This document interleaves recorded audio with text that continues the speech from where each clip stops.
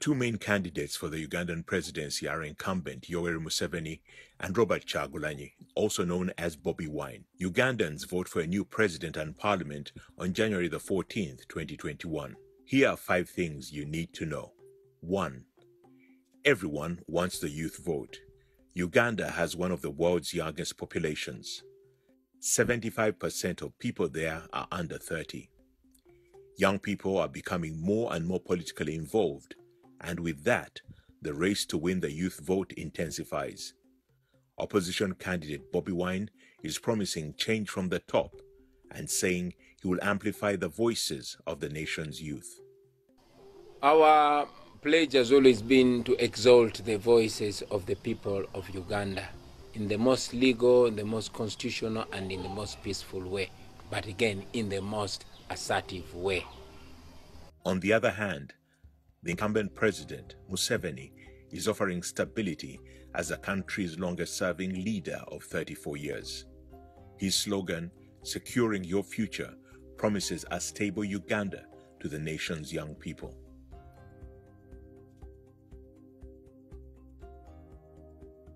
2.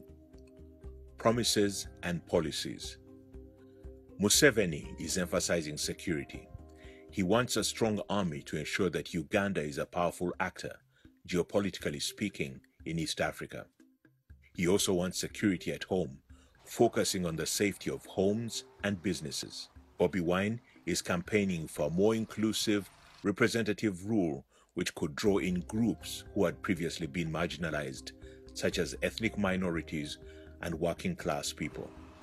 He wants to create jobs for young people who currently face drastically high levels of unemployment and underemployment. 3. Campaigning during COVID.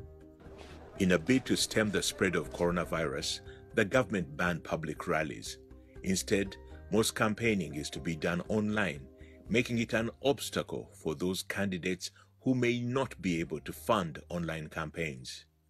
The new rules have also meant a number of arrests at rallies for Bobi Wine, with Bobi himself being arrested multiple times. This led to an explosive reaction from Uganda's youths. 4.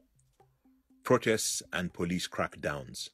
Numerous protests broke out in Kampala after the arrest of Bobi Wine for allegedly breaking COVID campaigning rules.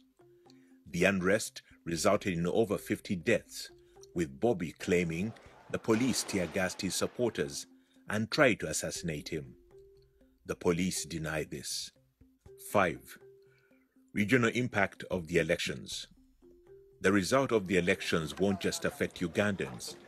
It could also impact international relations.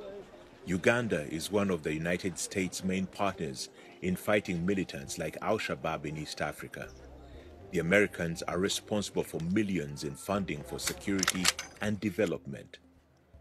Most of South Sudan's food and many other goods come through Uganda. Unrest there could affect the supply chain.